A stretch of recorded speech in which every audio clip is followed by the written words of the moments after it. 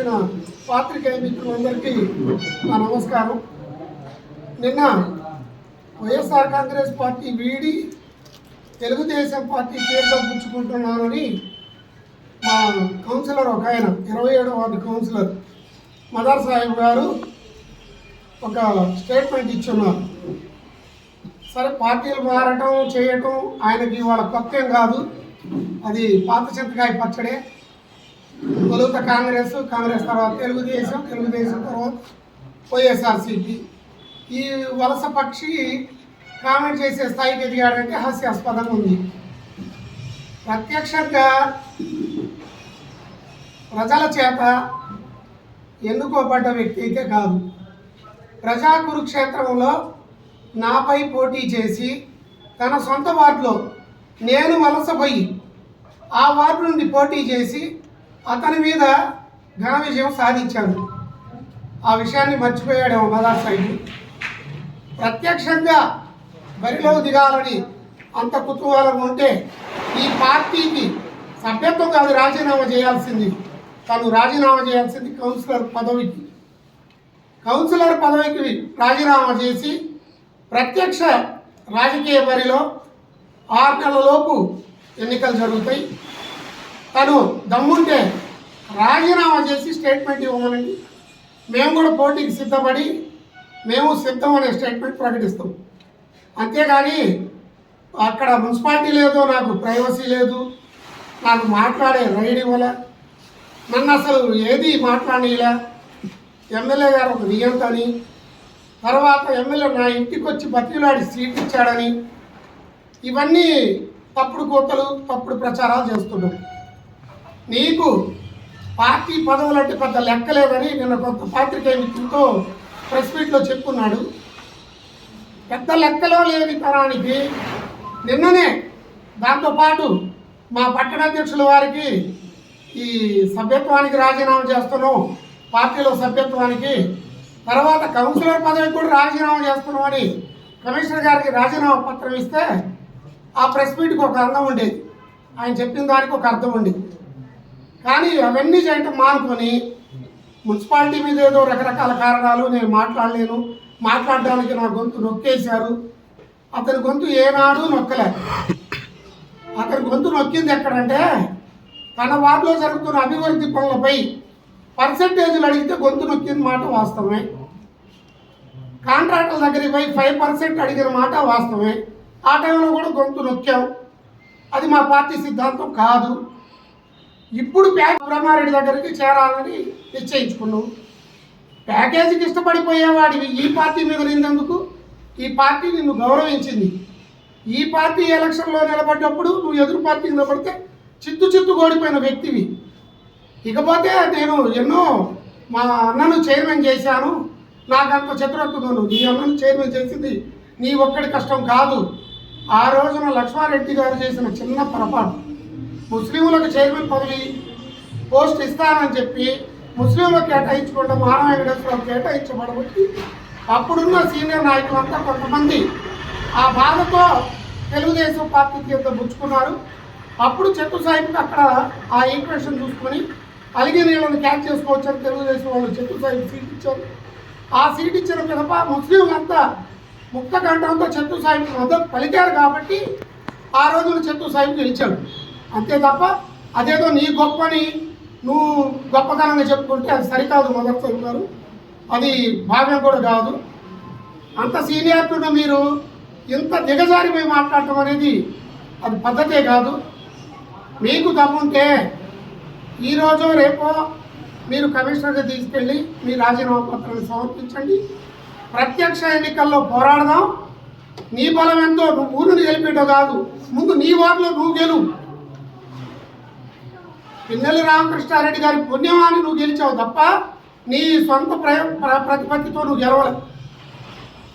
ఇంకొకసారి ఇటువంటి నిందలు కానీ మా పార్టీ మీద పార్టీ నాయకుల మీద మీరు విన నిందలు వేస్తే మీకు ఖచ్చితంగా దాని జవాబు చెప్పాల్సి వస్తుంది. మదర్ సాహెబ్ గారు, మీ గొంతు నొక్కలేదు, కేవలం మీ గొంతు నొక్కింది వాస్తవమే.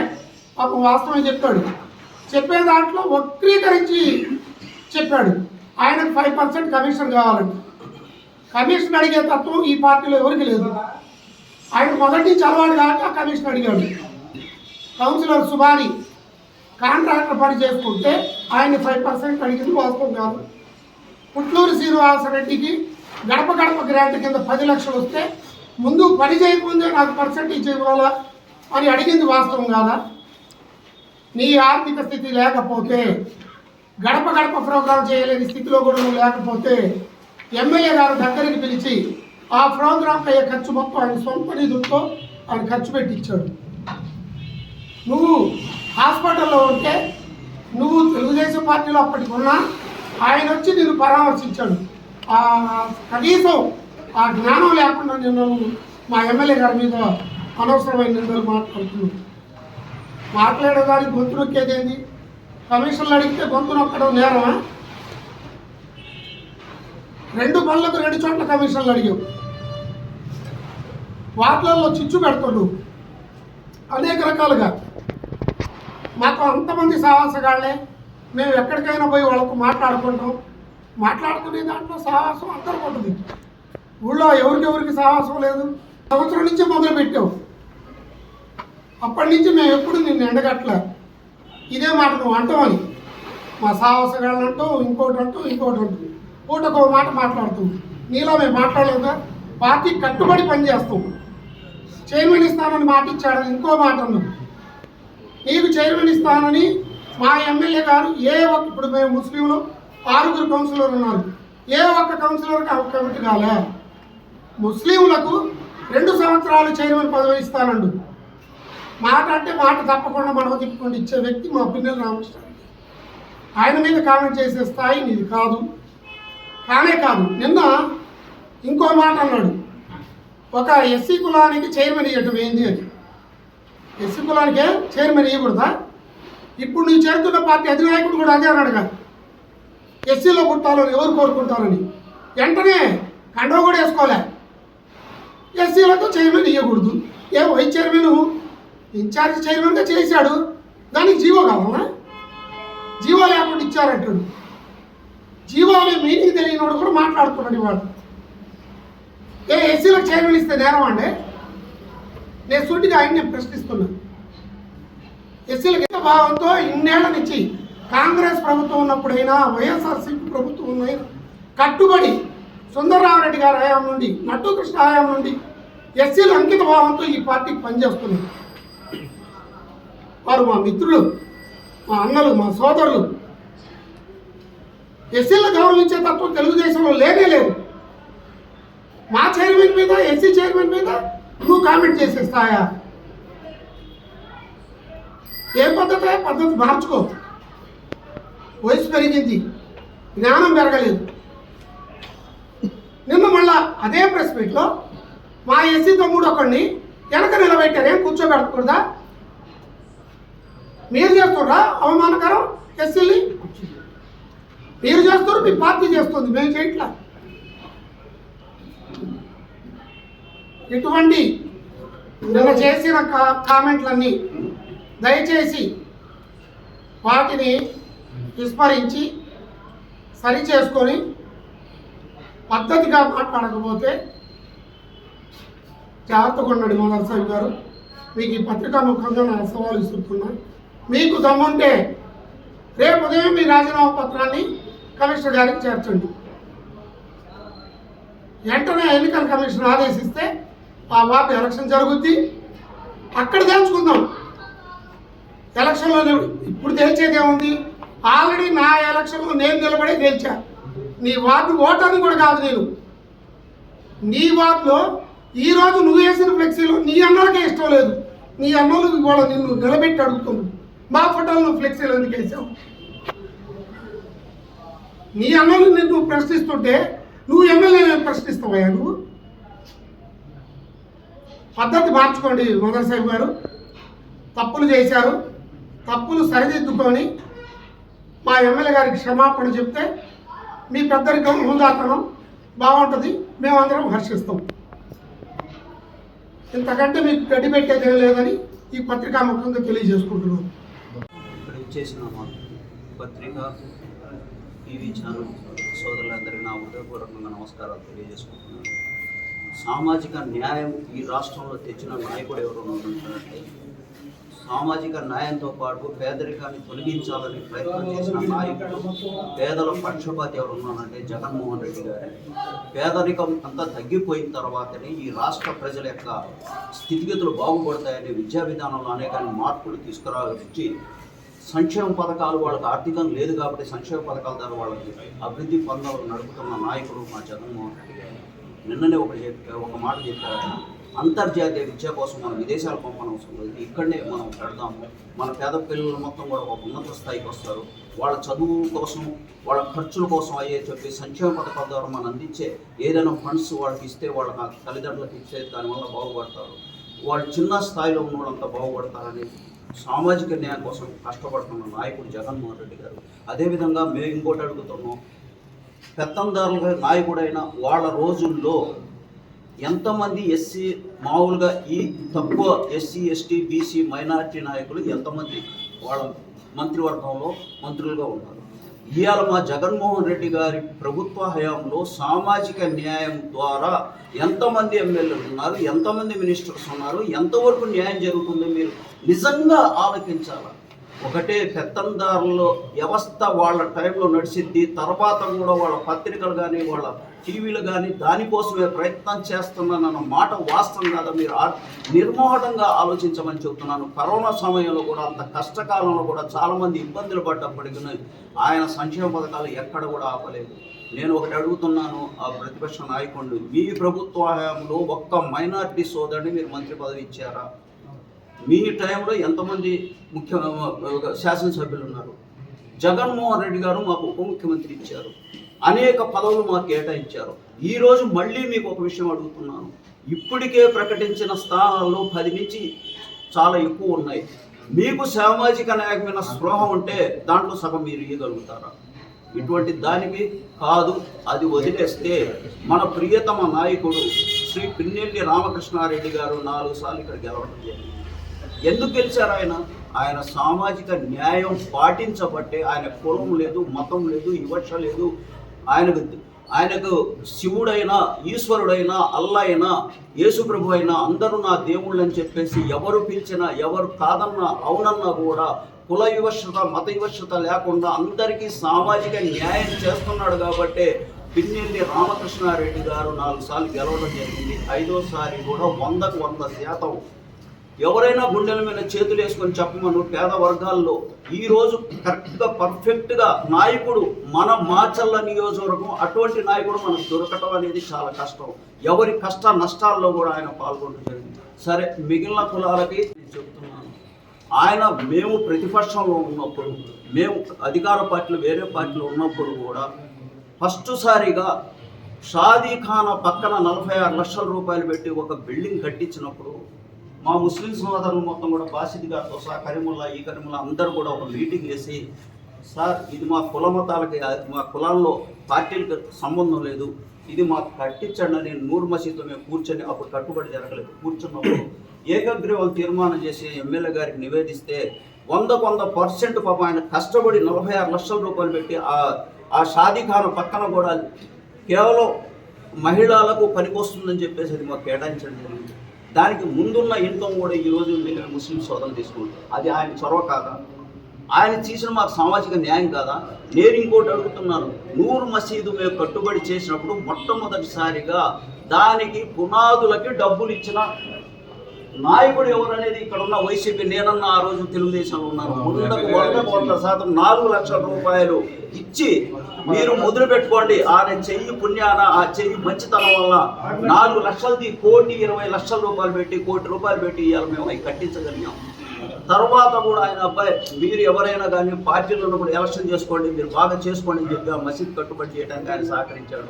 ఈద్గా చూడండి, సామాజిక న్యాయం గురించి చెప్తున్నారు. తెలుగుదేశంలో వైసీపీలో సామాజిక న్యాయం 35 లక్షలు పెట్టి మాకు ఈద్గా కట్టించలేదా?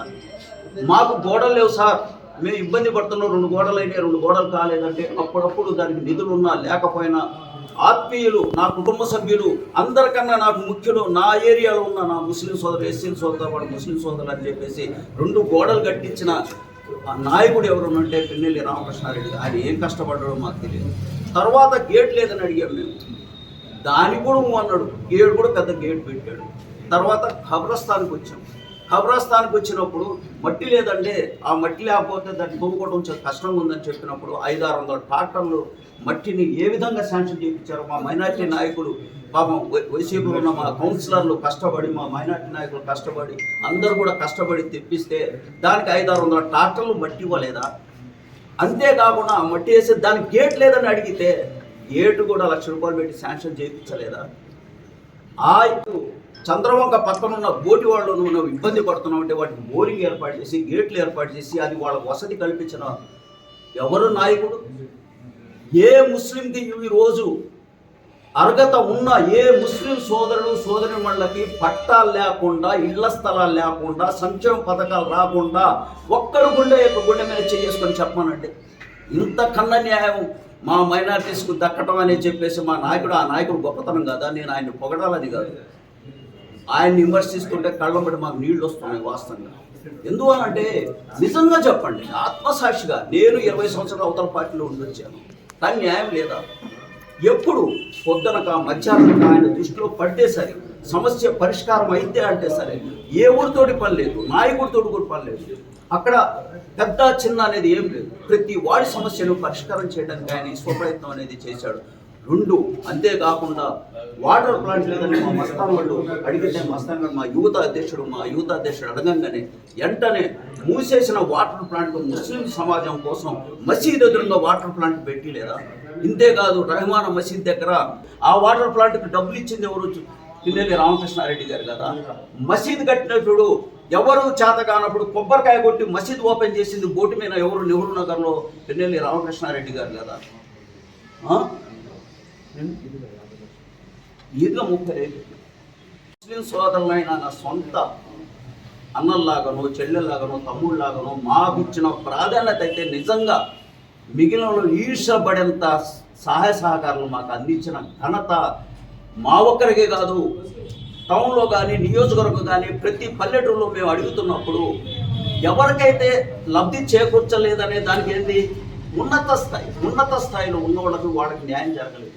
కానీ ఆయన అక్కడ జగన్మోహన్ రెడ్డి గారి ఉద్దేశం కానీ, ఇక్కడ మా నాయకుడి ఉద్దేశం కానీ, కింద స్థాయిలో ఒక న్యాయం జరగాల, వాళ్ళు కూడా ఒక ఉన్నత స్థానం రావాలని చెప్పేసి ఆయన విశ్వప్రయత్నం ఈ విధంగా చేసి ఈరోజు మనకు అన్ని విధాలుగా అండదండలుగా ఉన్నారు. ఒకటే మనం చెప్పదలుచుకున్నాం, మా మైనార్టీ సోదరుల తరఫున ఎవడు ఎమ్మెల్యేలు గారు, ఎంపీలు గారు ఆ అర్హత 19 మందికే ఉంటుంది.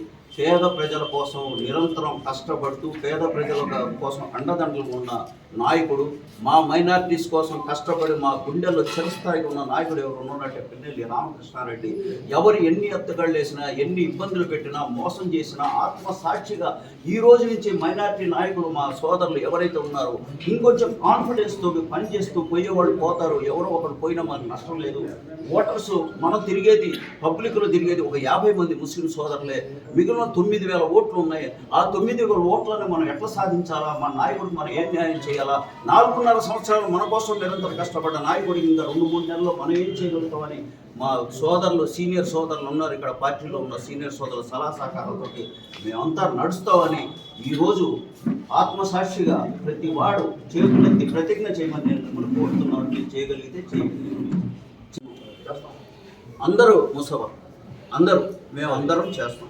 మేము ఆయన కోసం, మా కోసం ఆయన ఏం చేసిన ఈ 4.5 సంవత్సరాలు, ఈ 2 నెలల్లో ఆయన యొక్క రుణాన్ని మేము తీర్చుకోవడానికి మా శాయశక్తిలో ప్రయత్నం చేస్తామని, మేము ముస్లింకు సామాజిక న్యాయం చేసిన నాయకుడికి మేము న్యాయం చేకూర్చడానికి ప్రయత్నం చేస్తామని, మా వంతు సహాయ సహకారాలు అందిస్తామని మేము వాగ్దానం చేస్తూ ఈ అవకాశం ఇచ్చిన మీ అందరికీ నా హృదయపూర్వకంగా నమస్కారం. మాకు ఇవ్వలేదు, అందుకనే భగవంతుడు మీకు మొండి చేయి, ఆయనకు మొండి చేయి చూపించి మీకు టికెట్ ఇచ్చాడని చెప్పి అసమర్థం. అందుకని చెప్పి మా కార్యక్రమాల్లో, ప్రతి కార్యక్రమాల్లో నేను 6 లక్షలు ఇస్తున్నానని చెప్పి అందరి ముందు ప్రకటించి ఆ రోజు ఆ గంటలోనే ఆయన డబ్బులు ఇచ్చి మసీదు కార్యక్రమానికి ఇచ్చిన తర్వాత ప్రచారానికి శ్రీకారం చుట్టి వెళ్ళారు.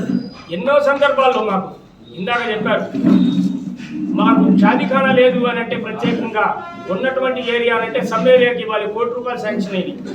ఆ ₹1 కోటి శాంక్షన్ అయిన సందర్భంలో ఇక్కడ మాకు కావాలన్నా మాకు మా పరిస్థితులు ఈ విధంగా ఉన్నాయి, ఒక్కటి చాలట్లేదు అని మేము రిక్వెస్ట్ చేసినటువంటి సందర్భంగా ఆయన మా మాటను కాదనకుండా వాళ్ళ బాబాయ్ ఏ విధంగా ప్రేమతోని మమ్మల్ని దగ్గర తీసుకొని మాట్లాడతాడో ఆయన ఆ విధంగా ఆ నిర్మాణం కూడా చేశాడు, షాజీఖానా నిర్మాణం. అన్ని సందర్భాల్లో కూడా మాకు మసీదు అక్కడ ఉన్నటువంటి సమస్య ట్రాన్స్ఫారం కానివ్వండి, వేరే ఇందాక మిత్రుడు చెప్పాడు జలీల్ గారు, అన్నీ కూడా అవన్నీ కార్యక్రమాలు చేశాడు. మాకు మాత్రం మా ముస్లింలకు మాత్రం న్యాయం మాత్రం అన్ని రకాలుగా చేశారు. కాబట్టి ఆయన వెంటే మేము ఉండి మళ్ళీ 5వసారి విజయకేతనం ఎగురవేస్తామని, ఏ గొడవలకు ఏమీ లేకుండా ప్రశాంతంగానే జరపాలని చెప్పి నేను ముస్లిం సోదరులను నేను కోరుకుంటున్నా.